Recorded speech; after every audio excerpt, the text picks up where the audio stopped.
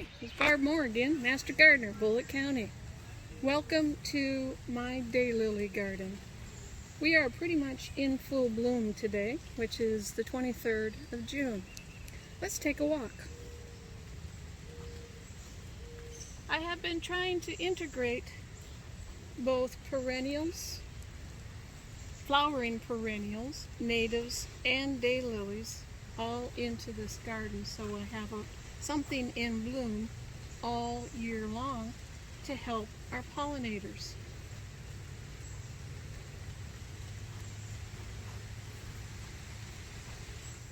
We have things like Arkansas Blue Star over there, ferny looking. This is Obedient Plant. This is a hybrid of the native beard tongue, which I have cut back for the year because it's done blooming.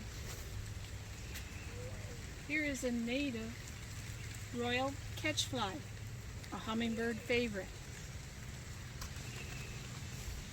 These are a hybrid coneflower. They're considered a double. Surely everybody recognizes Live Forever or Stonecrop. Here is another native that's just getting ready to bloom. It's called Culver Root. It will have a white bloom that is about 6 inches long. Wow.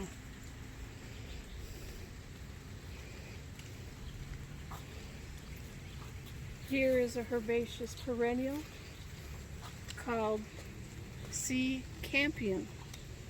This one has to reseed itself. It is a biennial, meaning it blooms one year and grows its leaf structure and root structure the other year.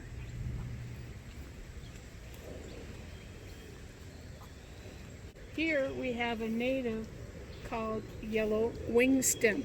It will bloom later in the fall. I'm often asked whether or not you should deadhead your daylilies and whether or not you should cut down the flower scapes when they are done blooming. It's actually totally up to you. It will make no difference to a daylily whether or not it is deadheaded or if the scapes are cut off once they are done blooming. It will not encourage them to rebloom or to create new blooms. Once that scape comes up, the number of blooms is already set. So I take and deadhead, which just take and pull it right off or pinch it off with between your finger and your thumb. Along the edge here, you'll notice all this grassy looking plant. That is the native grass prairie drop seed. And it's about as tall as it's going to get. It stays in wonderful little clumps so that you can plant it along a slope or something in order to control erosion. Me, I just like the way it looks. The way it spreads is by seed or by dividing the clumps and replanting them. Here we have a plant called Dragon's Blood. It is a herbaceous perennial, and I just love the way the dark purple bleeds into the green.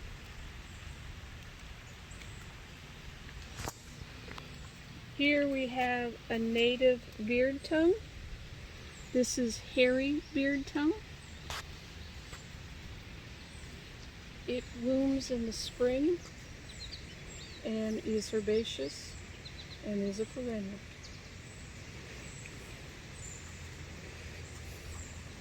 Here we have garden phlox, white garden phlox, also herbaceous.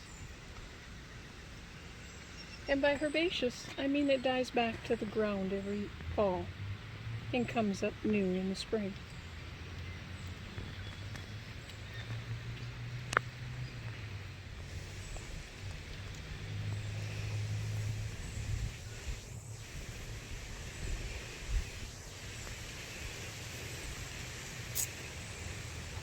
is a plant that I absolutely love just based on its leaf structure. It's so light and airy and feathery. It is actually a native called partridge pea. It is herbaceous and it gets a yellow flower in mid to late summer and produces small brown seed pods that rattle in the wind.